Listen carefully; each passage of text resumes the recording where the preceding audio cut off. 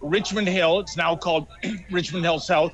That was the closest horse race in all of Canada.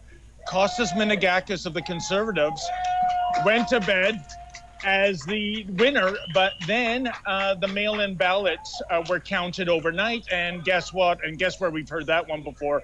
Majid Johari won, and then he won again because under Aaron O'Toole, it looked like everybody in Richmond Hill who were Conservatives simply did not come out to vote. But this is spectacular news, you're telling me, and I can tell you Costas Minagakis is now running in my riding, which is Aurora Oak Ridges, Richmond Hill, and currently he's winning there against the incumbent Leah Thomas-Roy.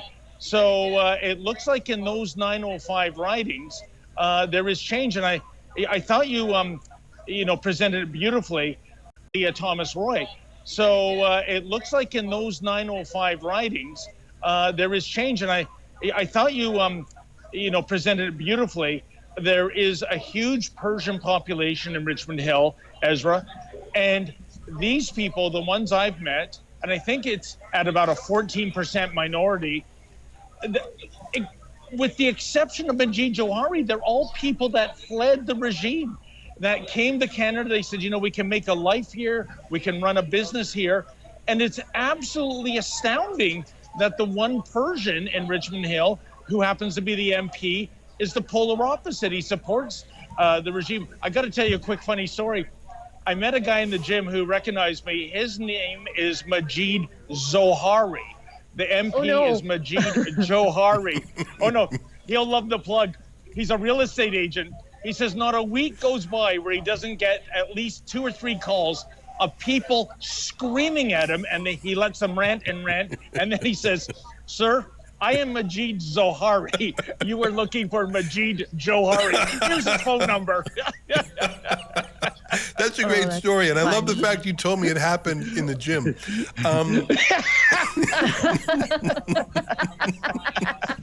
What are you saying, Ezra? I don't know. I don't know what it meant that you told me that. I don't know what turned on that. Like, were you in the change rooms or something, and he looked at you and said, "David Menzies"? Because normally, I was pumping iron, brother. Normally, you wear the hat, which is quite distinctive. I presume the hat comes off when you're at the gym. You are correct. And let's put it this way: naked men never lie. Okay. I would like to turn our attention to the district in which you now stand, namely Elgin-St. Thomas, London South. And you're correct, our friend Andrew Lawton is running, and he is in the lead. And if the statistics I'm staring at are accurate, about 15% of the polls are in, and he's leading by about 6.5%. So again, it's not a done deal. That's why it's light blue on the map, not dark blue. But if things hold up, Andrew Lawton will be the next MP from there. Well, certainly, Ezra and Sheila. Andrew has history on his side. This riding has been Conservative since the year 2000. The incumbent until this year was Karen Vecchio. She decided not to run, and that gave an opening for Andrew to run in. I will say this will be an incredible victory for Andrew based on a couple of things.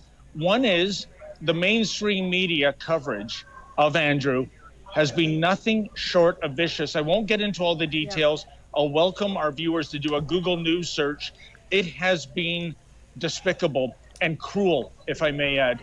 He's also had the members of the usual suspects, typically the rainbow community, running protests outside his campaign office, basically with the theme that this is not a worthy person to be running to represent us.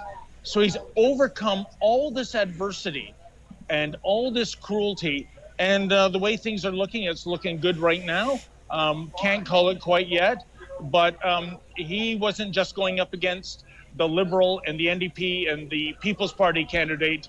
He was going up against the People's Party and various vested interests that do not like Mr. Lawton. Yeah. Well, David, great to catch up with you. Thanks for the locker room story. And we'll come back to you a little bit later in the night.